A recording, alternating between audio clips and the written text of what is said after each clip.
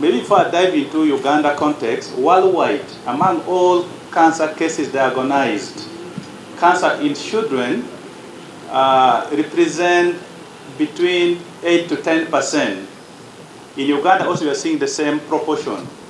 Of the many cancer cases diagnosed in Uganda, we see average of 3,500, 3,400 are expected to be having childhood cancers.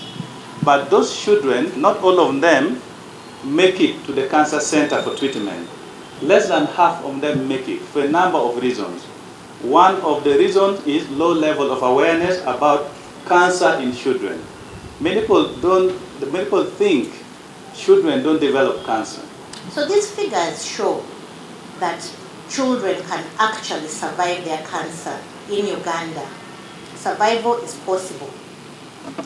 And yet in Uganda today, when a child is diagnosed with cancer, it is still highly equated to a death sentence amongst many of us.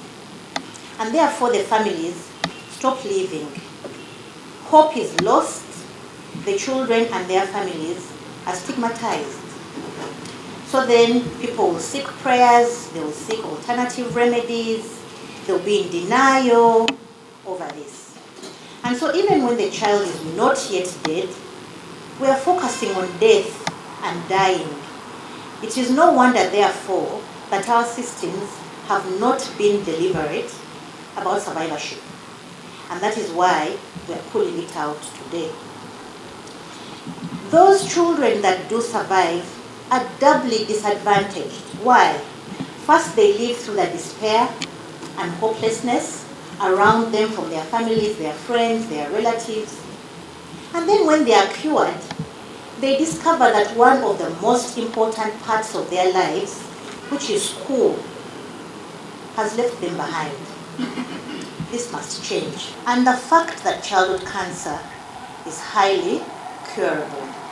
I want to emphasize that childhood cancer is not preventable.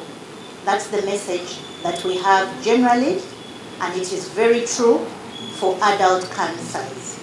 But childhood cancer is not preventable, and it is not screened for in general.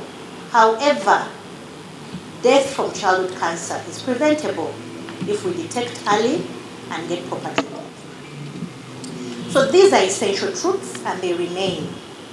But this year, we wanted to shine the spotlight on something a little bit different than what we usually say. And that is survival. This year's message is about keeping hope alive. And so how can we ensure that these children are not left behind by their colleagues? The call is that we need to have an inclusive education system that ensures that even as a child is getting treatment, that child is able to study. I personally managed to get back into school, but several years after my friends have finished, I studied my primary, my secondary, university, where I pursued bachelor's in information technology.